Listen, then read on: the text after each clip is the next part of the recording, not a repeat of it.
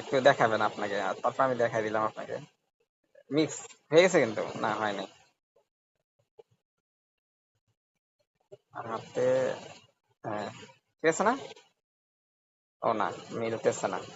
হাত মিললে তো এটা মিলে না। আচ্ছা যাই হোক, আমরা আর একটু ছোট করি। ছোট করলে বলছে না, তাও মিলে নাই।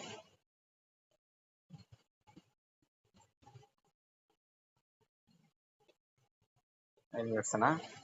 মিলে কি লাগবে, মানে এই জায়গাটা মিলতেছে না, না এটা মিলতেছে না, না এটা আসলে,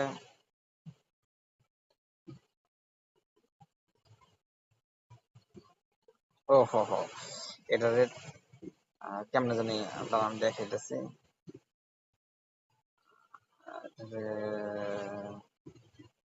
এখানে মানে কিছু পাওয়া যায়।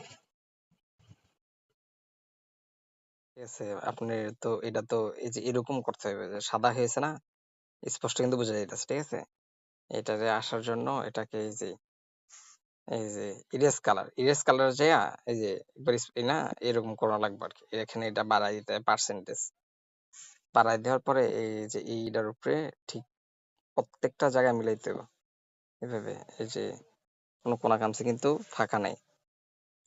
এটা একটু নিচে থাকবে, এই যে এরকম নিচে থাকতে পারে, এটা দুইটা একটু মিলাইতে হবে। কলার মিলে না, এই যে কলার মিলছে, হ্যাঁ একদম হুবহু মিলে গেছে।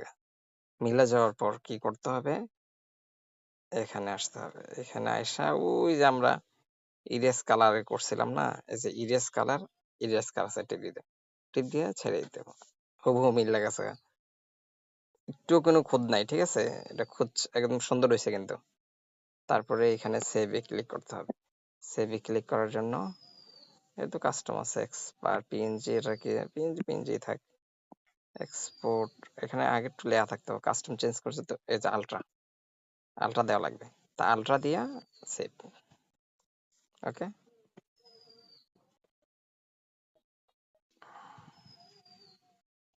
সেভ হয়ে গেছে। তো এইভাবেই আর কি সাধারণত মানুষ এডিট করে থাকে।